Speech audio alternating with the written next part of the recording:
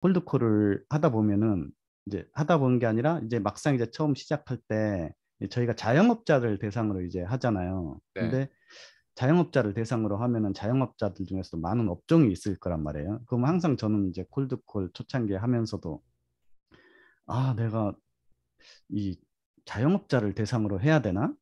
이 커피 같은 건 오히려 안젝타의 커피는 오히려 사무직 있는 사람들이 많이 먹는데 왜 이쪽으로 내가 하면 안 될까? 이런 생각들이 한참 많이 든 적이 있었거든요. 근데 이제 그 자영업자들 중심으로 그래도 했어요. 하면서 이제 드는 생각들이 자영업에도 업종이 많잖아요. 네. 그러면은 업종 중에서도 이렇게 커피를 잘 먹을 것 같은 업종만 이제 대상으로 해서 이쪽으로 집중적으로 하면 될 것 같은데 왜 식당도 해야 되고 내가 이쪽으로도 넓혀야 하지 이런 의문점도 한참 많이 들었었거든요. 왜냐하면은 콜드콜 자체도 무서운데 좀 네. 처음에 겁나잖아요. 안 해보고 해보고 모르는 사람들과 이렇게 대화하고 또 만나러 가려고 하니까. 근데 또 식당 쪽이나 이런 요식업 쪽은 드세는 사람들이나 온갖 경험을 이렇게 겪은 사람들이 많잖아요. 어떻게 보면 심리적으로 훨씬 더 제가 위축될 것 같은 그런 느낌이 들거든요. 그래서 이런 부분에 대해서 이제 제 스스로 생각을 하면서 나름대로 이유를 찾고 그렇게 하고 있는데 2주 전인가 이제 어느 한 분이 전화해서도 그렇더라고요.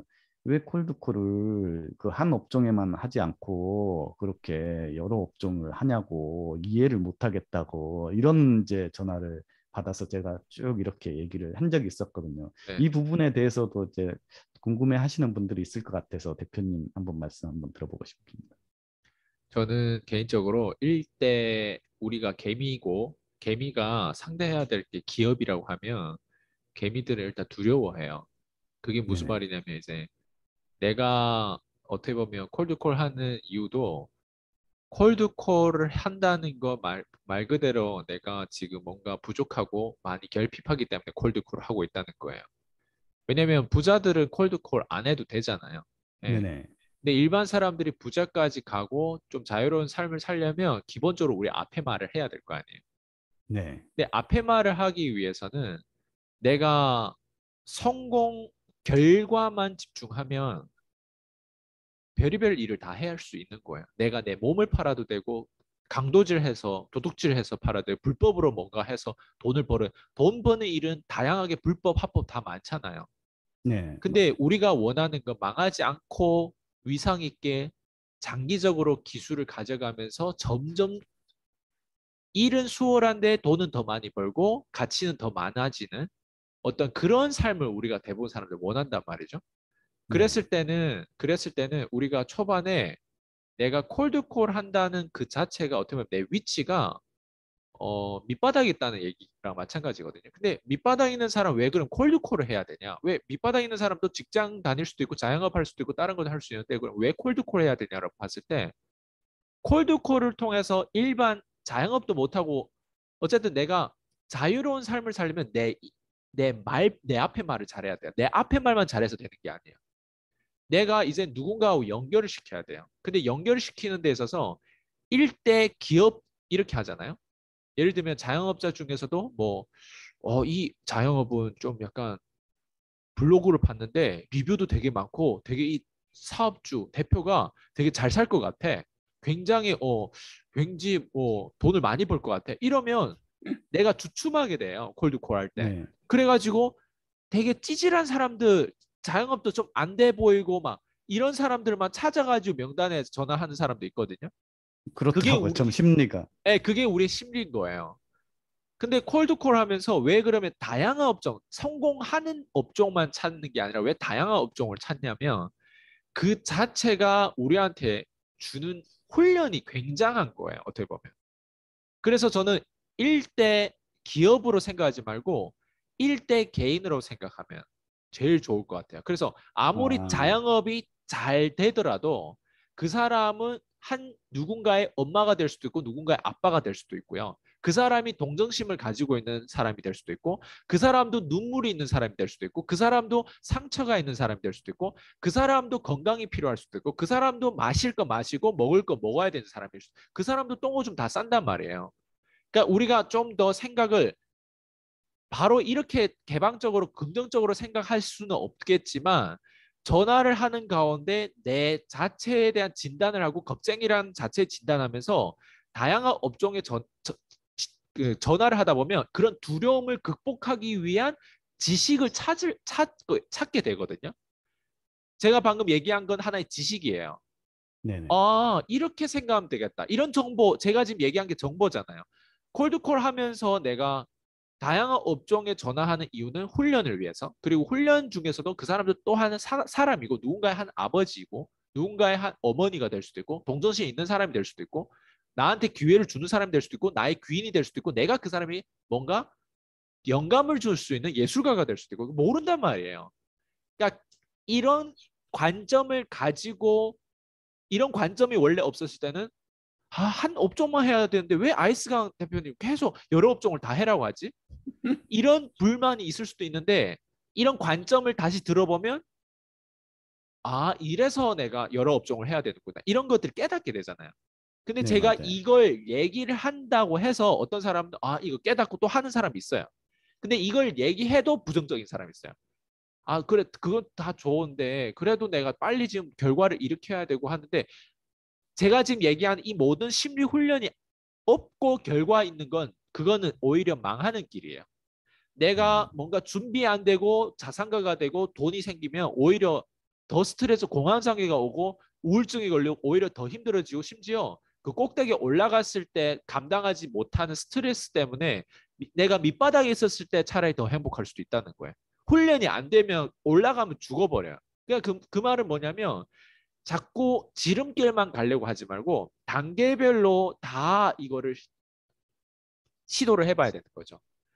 한 사물을 가지고 콜드콜 하나를 가지고 콜드콜이 하나의 도구라고 가정해 보면 이 콜드콜을 구워봤다가 삶아봤다가 1년 뒤에 콜드콜에 대한 어떤 느낌을 받다가 아니면 내가 이 장소에서 콜드콜을 바라보는 거 아니면 내가 나이가 30대 돼서 콜드콜 바라보는 거 여자가 콜드콜 바라보는 거 약간 이렇게 다양한 관점에서 콜드콜을 바라봐야 되거든요. 관점이. 그러니까 사람들은 근데 콜드콜 하면 딱 한 가지 관점에 고립돼 있어요. 그러다 보니까 지금 김남재 PD님 얘기하는 모든 걱정거리와 그런 어떤 불만과 어떤 핑계와 이런 어떤 변명과 이런 것들이 막 나오거든요. 줄줄이. 그래서 네네. 다시 되돌아보면 왜 이걸 아이스강이 또 얘기해줘야지? 이건 거예요. 왜냐면 왜 이걸 제가 저는 약간 이런 성격이거든요. 추진하는 성격이다 보니까 똥인지 된장인지 먹어보고 아 이게 아니네 이런 성격이에요. 그러니까 이런 성격 때문에 저는 경험이 많은 거죠. 경험이 많다 보니까 책 같은 걸 읽으면 확인하는 느낌이에요. 근데 어떤 사람들이 뭐 하냐면 저같이 추진하지 않으려고 하는 사람이 있단 말이죠. 도전하고 싶지 않은 사람들, 그리고 스트레스를 안 받으려고 하는 사람들, 편안함만 원하는 사람들, 지름길만 알고 요 클릭 몇 가닥 해서 성공을 딱 결과를 원하고 돈을 딱 원하는 사람들. 세상에 이런 게 없어. 오히려 이렇게 돈을 번다고 하더라도 그 사람은 망해요. 왜냐하면 너무 프레질하고 너무 그냥 유리처럼 어디 뭐 충격에 가하면 깨져 버리고 그래서 다시 돌아오면 왜 아이스강이 이걸 얘기해줘야만 이렇게 하지? 변명 같은 거 다 내려놓고 콜드콜이 심지어 아이스강 이래야 돼. 콜드콜 이 세 글자만 얘기했는데 사람들은 아 콜드콜 해봐야지. 콜드콜 내가 알아서 이렇게 구워봤다, 삶아봤다, 막 시간을 가져가봤다. 그 사람이 뒤에 가서 오히려 아이스강보다 더 많은 현장 경험하려고 노력해야 되는 게 그게 원래 정상적인 사고인데 오히려 아이스강이 가지고 있는 경험 안에서 요만큼 딱 자기한테 지름길만 딱 해가지고 더 적게 일을 하면서 더 많은 결과를 바라려고 하는 그 처음 그 심보가 어떻게 보면 틀렸다는 거죠. 예, 그 네네. 사람이 그렇게 가면 망해요. 그래서 다시 돌아오면 콜드콜 왜 이런저런 다양한 업종 가야 되냐? 그래서 네트워크 마케팅만 하는 사람이 네트워크 마케팅에 대해서 모른다. 한국만 하는 사람 한국에 대해서 모른다는 얘기가 그런 거죠. 업종별로 만나보다 보면 내가 엔젝타에 대한 커피를 파는데 업종별로 만나다 보면 어떤 경우는 아 내가 이런 식당 업종에 이 커피가 이게 연결이 안 될 텐데 이렇게 생각할 수도 있는데 아니에요. 그거는 사람이면 커피를 마시고 커피를 안 마시는 사람도 주변에 커피를 좋아하는 사람이 있단 말이죠. 내가 네. 커피를 안 마셔도 주변에 좋아하는데 심지어 우리 엄마가 커피를 너무 잘 마신다. 너무 좋아한다. 근데 이게 건강한 커피면 엄마의 커피와 바꿔서 먹고 싶은 어떤 그런 상상을 할 수 있게 만들어 그렇게 연결시킬 수도 있거든요. 그러니까 세상에 불가능한 게 없다는 얘기를 하고 싶은 거죠. 네.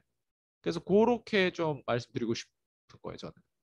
저도 그 이제 좀 4월 달부터 다시 이제 콜드콜을 이제 시작하려고 하거든요. 네. 그동안 좀 핑계지만 바빠가지고 좀 잠시 멈춰 있었는데, 네. 근데 이제 전 조치원에 살아요. 그러다 보니까는 이제 자영업 그 조치원이 크진 않거든요. 그래서 이제 항상 그 심리가 좀 작은 데부터 시작해가지고 좀 맞아요. 규모가 크고 하면은 위축되는 심리가 맞아요. 있더라고요. 그래서 저는 이제 또 특히 식당 같은 경우에는 좀 왠지 좀 두려움이 있어요. 그분들은 되게 좀 말도 화끈하게 하고 항상 굳은 일도 많이 하고 그래서 좀 무섭게 느껴지잖아요. 그런 게 있어서 식당은 항상 뒤로 밀어놓고 있었는데 그래서 4월 달부터는 이제 식당도 한번 도전을 해보려고 이제 네. 한참 이제 준비 중에 있습니다. 오히려 식당이 더 쉬운 게 왜냐면 식당은 딱 네, 정해진 시간에 브레이크 타임 우리가 알고 있잖아요. 네, 맞아요. 예. 그 시간에 시간대 딱 내달라고 해가지고 가는 부분들이 좀 좋을 것 같아요. 네. 저번에 그 부동산 한번 갔을 때 그 사장님은 이제 본인은 다른 제품을 먹고 계시는데 그 자식이 아토피가 있어가지고 어, 한번 자식을 먹여야겠다고 해서 한번 그렇게 판매가 이루어진 적이 있거든요. 그러니까 이제 갔다 보면은 자신은 안 먹어도 가족들을 생각해서 한번 먹여봐야겠다 이런 분들도 계시더라고요. 네. 네, 좋아요. 대표님 말씀 잘 들었고요. 그 다음 질문 해도 네. 될까요? 네. 그 이제 저희가 콜드콜을 이제 실제 해서 나가잖아요. 예. 근데 실제 제가 이제 콜드콜 한번 나갔을 때도 그 이제 사장님도 고전적인 이런 전화기 가지고 이렇게 영업을 오셨네요. 이런 말을 한번 들은 적이 있어요. 근데 이제 요즘 이제 그 김미경 TV 그쪽도 가끔씩 제가 보거든요. 보면은 그 메타버스 얘기 나오고 네. 막 그 좀 요즘 뭐 초기에 늦으면 안 된다는 이런 막 네. 글도 올라오고 여기저기서 그런 네. 이제 좀 IT적인 그런 용어들이나 이쪽을 집중해야 된다는 뭐 뒤처지면 안 된다는 예. 이런 얘기들이 많이 나오더라고요. 예. 그래서 저희는 이제 뭐 콜드콜이 고전적이라고 생각은 하지 않는데 그래도 네. 많은 이제 시청자분들이 그거 옛날 방식 아니냐고 요즘 시대가 어떤 시대인데 우리도 메타버스에 올라타야 되는데 막 이런 생각과 아니면 조급함들을 가지고 있을 것 같아요. 그래서 이 부분에 대해서 한번 말씀을 듣고 싶습니다. 일단 저는 개인적으로 메타버스 같은 컨셉은 옛날에도 옛날 시대에도 항상 앞서서 반짝이다가 없어지는 컨셉들이 되게 많아요. 네. 네, 맞아요. 비트코인도 모르겠어요. 반짝이다 없어질지 안 없어질지는 나중에 두고 봐요. 왜냐면 미래는 누구도 예측을 못 하거든요. 네, 근데 저는 개인적으로 이렇게 생각하거든요. 우리가 10년, 20년, 30년 살아봤잖아요. 네, 근데 살아보면서 정말 우리가 사람답게 살고 행복하게 살았던 순간이 언제가 가장 그렇게 촉촉하고 마음적으로 여유 있고 마음적으로 평화롭고 정말 정말 행복했는지 뒤돌아보면 메타버스 같이 뭐 가상 뭐 게임 이런 게 아니라는 거죠. 진짜 누군가 나한테 감동을 주고 내가 위기에 처했을 때 나를 안아주거나 아니면 그냥 뒤돌아보면 내 빨래를 해줬던 뭐 부모님이 아니면 뭐 집을 깨끗하게 따뜻한 집에 내가 아플 때 두꺼운 이불이라도 더 덮고 잘 수 있는 어떤 그런 어떤 장소라든가 뭐 뒤돌아보면 우리가 정말 행복했던 건 말 그냥 되게 작은 곳에 있다는 거죠. 그리고 그게 다 보면 오프라인 현장이에요. 오프라인. 네, 맞아요. 사람과 사람 사이에. 옛날에는 이런 디지털이 없고 투명하지 않고 인터넷이 없다 보니까 누가 어떻게 더 잘 살았다고 하는 게 선명하지 않았어요. 근데 요즘에는 막 젊은 애들도 막 멋진 차량 타고 다니는데 내가 나이 50인데 얘네는 요즘에 이렇게 살고 막 괴리감도 들 수도 있고 하는데 근데 다시 돌아보면 우리는 현실에 살고 있고 우리는 오프라인에서 살고 있단 말이죠. 그리고 저는 아무리 인터넷이 좋아도 저는 걸어 다니면서 오프라인 매장 자영업자들 매장을 예쁘게 하거나 아니면 좋은 장소 있잖아요. 그런 네, 어떤 파크라든가 이런 데 가면 굉장히 잔디도 넓고 앉아 있는 데 있고 물도 맑고 이런 거가 좋단 말이죠. 아직도 우리는 옛날 이런 심지어 더 자연화돼 있는 장소를 우리가 원하고 있어요. 우리는 자연의 일부이기 때문에 우리가 케미칼이 아니잖아요. 근데 지금 메타버스를 얘기하고 앞에 미래, 미래 예측도 못하는 것들이라고 저는 얘기하고 싶거든요. 미래 예측 못하는 아무리 통계학자 교수님 다 필요 없어. 미래 예측 못하는 사람들이 예측한다고 뭔가 주장하는 사람들이 옛날부터 되게 많았어요. 근데 저는 그 사람들이 맞든 틀리든 저는 거의 신경을 꺼요. 왜 그러냐? 특히 요즘 세상에는 누가 돈을 많이 버는가도 중요하지만 둘 다 가져야 된다고. 돈을 버는데 과거를 돌이켜봤는데 10년 뒤에 돈은 되게 많이 벌었어요. 10년 뒤에 돌이켜봤을 때 몇 퍼센트가 행복했냐를 저는 따지고 싶어요. 돈을 버는 과정이 돈도 벌었지만 몇 퍼센트 정도 내 삶의 10년이라면 8년 동안 행복했는지 그리고 행복한 게 거의 없이 그냥 돈만 벌었는지 이런 것들을 따져보고 이런 것들을 가지고 사실 사람들은요 누구를 따르냐면 겉으로 봤을 때 돈 많아 보이는 사람 따를 것 같잖아요. 그렇지 않아요. 돈 많은 거 아니에요. 돈은 적당히 있으면 돼요. 뭐가 많은 사람 따르냐면 자유가 많은 사람을 따라요. 와, 저 사람은 한국에서 저런 스피치, 저런 얘기도 할 수 있네? 야, 저 사람은 어떻게 한국 정서에 안 막 저런 얘기를 하면서 막 자기 하고 싶은 말을 하고 살고 싶은 대로 사는 사람들 따르고 싶어요, 나중에는. 그럼 다시 뒤돌아보면 메타버스고 뭐 이런 여러 가지 이런 배울 건 세상에 항상 많잖아요. 근데 저는 개인적으로 콜드콜이 고전이다. 고전하고 상관없는 거예요, 이거는. 왜? 콜드콜을 하다 보면 우리가 해본 사람 알 거야. 뭐가 단련이 되는지를 느껴지잖아요. 네, 맞아요. 김남자 PD님도 늘 얘기하는 게, 내가 PCM을 만나고 콜드콜을 내가 소통해보다 보면서 내가 느낀 건 옛날에 직장 생활하면서 거래하는 거래처하고 항상 약간 내내 하는 식으로 연결됐다면 콜드콜로 다듬어지고 단련되고 나서 거래처하고도 얘기할 때 좀 더 당당하고 좀 더 자신감 있게 뭔가 거래하는 과정에서 사람하고 사람 소통하는 과정에서 그걸 바로 기술적으로 심리적으로 체득했다. 그 얘기를 했잖아요. 네, 맞아요. 그 얘기를 했다는 건 그 이후로 내 삶이 영영 바뀌어졌다는 얘기예요. 그전에는 그걸 못하면 계속 시달리거든요. 아무리 메타버스가 뭐 어떻게 돼가지고 내가 거기에 뭐 희망을 가져도 내가 오프라인에서 시달리고 있는 삶이 있다는 거예요, 사람들은. 그 네, 맞아요. 시달리는 삶 때문에 메타버스고 주식이고 비트코인이고 뭐 아무리 잘 해서 아무리 옷을 예쁘게 입고 아무리 내 마누라가 잘 나가고 내 남편이 잘 나가도 소용없다는 거예요.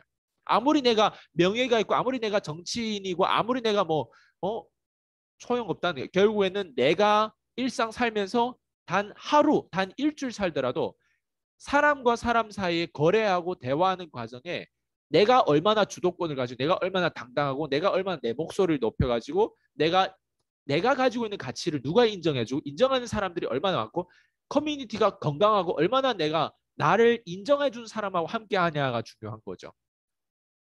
그러니까 이렇게 얘기하면 굉장히 굉장히 크게 얘기하는 차원에서 얘기한다고 생각하지 아니 되게 단순한 얘기예요. 이건 사실 되게 작은 얘기거든요. 이게 왜 사는 데 있어서 우리가 요즘 200만 300만 벌어도 한국에서 살거든요. 근데 왜 네, 200만 300만 버는데 행복하지 않을까? 200만 300만 버는데 행복하지 않다면 그 사람은 1000만 원 3000만 원 벌어도 행복하지 않을 거예요. 예, 맞아요. 왜냐면 그 사람 200만 300만 벌면서 행복하지 않은 이유가 엉뚱한 걸 잘못된 정보를 붙잡고 그렇게 가기 때문에 그래요. 항상 남들하고 비교하고. 저는 예전에 다단계를 할 때도 100만 원도 못 벌었을 때도 행복했다는 표현보다는 저는 가치를 딱 붙잡고 믿음을 붙잡았거든요. 그러다 보니까 똑같은 100만 원 벌더라도 다른 사람하고 질 자체가 달랐어요. 똑같은 100만 원 버는 20대라도 제 100만 원은 일반 20대들이 버는 100만 원하고 달랐어요. 지금도 똑같아요. 예. 지금도 제가 버는 돈 일반 다른 사람들이 버는 돈하고 다른 거예요. 가치가. 그래서 내가 만약에 백만장자가 되고 뭐 억만장자가 되더라도 어떤 사람들은 오히려 그 돈 때문에 나를 자유를 잃게 하는 사람도 있고 어떤 사람들은 그 돈을 통해서 더 의미 있고 창의력 있는 데 쓰면서 나라는 생명을 가지고 실험을 하는 사람도 있고 예술가처럼 아예 이렇게 삶을 사는 사람도 있고 그래서 저는 옛날 거가 되게 중요하다고 생각해요. 심지어 네, 제가 요즘에 맞아요. 안티프레즈 책을 보면서 이런 말이 나오더라고요. 네. 할머니들은 되게 안티프레즈를 하다는 얘기를 하더라고요. 왜 정신적으로. 왜냐하면 많은 고통을 이겨냈잖아요, 할머니들. 그래가 심지어 어느 정도 강인하냐 보니까 레바논인가? 예, 전쟁이 예전에 많이 났잖아요, 중동에. 네. 근데 전쟁 나서 지금 앞에 공격 그 하는 사람이 이제 총을 두고 쐈는데 이 할머니의 창문을 깬 거예요. 그 창문을 깼다가 할머니가 막 난리 난 거예요. 막 뭐지 그 앞에 그 공격하는 사람한테 막 뭐라 한 거예요. 근데 우리가 보통 그때 전쟁하면 그 할머니 막 뭐라 하면 총으로 쏘서 죽일 수도 있잖아요. 그 네. 할머니를. 그 할머니는 그게 완전 안티프레질이라 가지고 그 창문 유리가 깨진 거에 대해서 막 뭐라 했는데 그 공격수가 실제로 그 할머니를 못 죽이고 그냥 그 욕을 받아 먹었다는 거예요. 어떻게 보면 할머니로부터 진짜 꾸지람 받는 어떤 심리로 그렇게 프레임에 씌울 수도 있다는 거예요. 그걸 듣고 그걸 보면서 난 빵 터졌거든요. 그러니까 그 말은 뭐냐면 우리가 아직 좀 뭐라고 하지? 너무 많은 것들을 놓치고 그러니까 옛날 거를 과소평가하면 안 된다고 생각해요. 네, 고전에 맞아요. 대한 부분들 과소평가하면 안 된다. 오히려 근대에 들어와 가지고 지금 21세기에 많은 것들이 부작용이 많거든요. 오히려. 예를 들면 남을 희생해 가지고 내가 돈을 버는 시대라는 거예요. 요즘에는.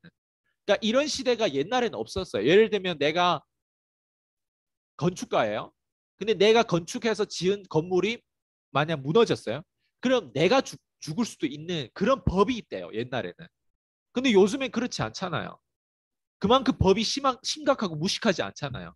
그러니까 옛날 거에 대해서 과소평가할 필요가 없고 그리고 미래가 일어나지도 않을 미래 뭐 메타버스인지 뭔지 거기에 대해서 과대평가할 필요도 없다는 거예요.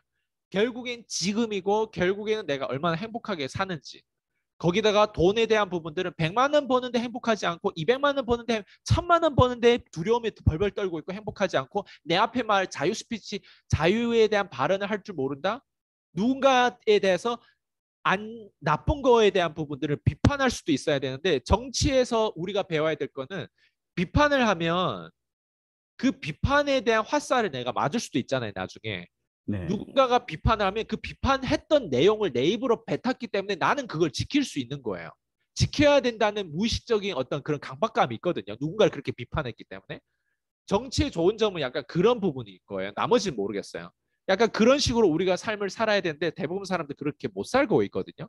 특히 한국 정서, 한국 통념상 뭐 이렇게 하면 안 돼, 저렇게 하면 안 돼. 여기에 너무 많이 갇혀 있다는 거죠. 그래서 콜드콜에 대한 부분들을 과소평가할 필요가 없고 메타버스 과대평가할 필요 없다. 저는 이렇게. 네, 맞아요. 저도 저희가 이제 독서 모임 하잖아요. 그 네, 원칙 레이 네, 달리오 이 책 보면은 그 중에 저도 이제 몇 페이지인지는 잘 모르겠는데 되게 한 줄로 이렇게 짤막하게 미래의 IT 기술에 대해서 이렇게 크게 관심 갖지 말라고 이렇게 써 있더라고요. 맞아요. 그런 부분 딱 그 한 줄이 눈에 들어오더라고요. 근데 사실 이제 메타버스라고 해봤자 저희가 이제 어떻게 할 수 있는 그런 건 아니거든요. 네, 어떻게 보면 이제 가상을 다루는 그런 IT적인 회사들이 이렇게 그 플랫폼을 만들고 마케팅하고 저희는 그 속에 들어가서 아바타 형식 이렇게 맞아요. 저희 콘텐츠를 올리는 거잖아요. 그러면 오히려 메타버스가 이렇게 더 나중에 미래에 발전한다고 하면은 언젠지 모르겠지만 그 속에 들어갈 그 콘텐츠는 저희들이거든요. 저희가 그 속에 들어가서 이렇게 가상으로 다 아바타처럼 맞아요. 모여서 뭐 운동도 하고 대화하면서 막 이런 콘텐츠를 해놓을 거 아니에요. 그럼 결국 이제 저희가 저희 스스로 그 말하는 이런 콘텐츠들이나 아니면 콜드콜하는 네, 콘텐츠나 이런 걸 오히려 더 강화시켜야 되지 않나 이런 생각이 들어요.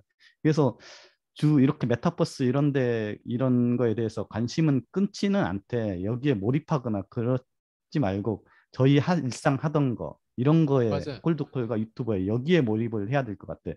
그리고 그 세상이 다 이제 디지털화되고 그렇다고 하지만은 삼성전자가 반도체에서 1위 한다고 하지만 사실 그 삼성전자는 메모리 반도체잖아요. 근데 비메모리 반도체 시장이 거의 한 70% 시장이거든요. 비메모리 반도체가 그 뭐야, 저희 옛날에 그 반도체 동그란 거 이렇게 들어있어가지고 이렇게 철사 세 개씩 이렇게 산발이처럼 들려서 꽂는 거 이런 것들 있잖아요. 이런 게 다 이제 아날로그잖아요. 어떻게 보면은 모든 그 위에 그 디스플레이 쪽은 뭐 디지털이라고 해도 그 밑에 아래쪽에 있는 건 다 어떻게 보면 아날로그거든요. 이 아날로그 세상이 있기 때문에 이 세상이 돌아가는 거지. 이 디지털 쪽이나 IT 쪽에 너무 큰 이제 비중을 두고 하면은 오히려 이제 손해일 것 같아요. 그래서 한 번 더 이제 생각해보고 하면서 저희 콜드콜이나 유튜브 이 콜드콜 하는 이걸 집중해서 이게 전혀 뒤떨어지지 않고 고전적이지만 가장 강력한 좀 힘을 낼 수 있는 그런 저희들의 무기가 아닌가 이런 생각이 들었습니다. 맞아요. 저는 그냥 가상은 오프라인 우리의 정체성을 가상에 갖다 놓는 거지 가상을 가짜로 만들어 가지고 그런 척 하는 건 아니라고 생각하거든요. 네, 그래서 맞아요. 저는 그냥 지금 줌도 올려놓으면 내가 잘 때도 누군가 이걸 클릭해 볼 거란 말이죠. 네네. 이 가상인데 나는 실 인물에 그냥 실 오프라인에서도 이렇게 하거든요.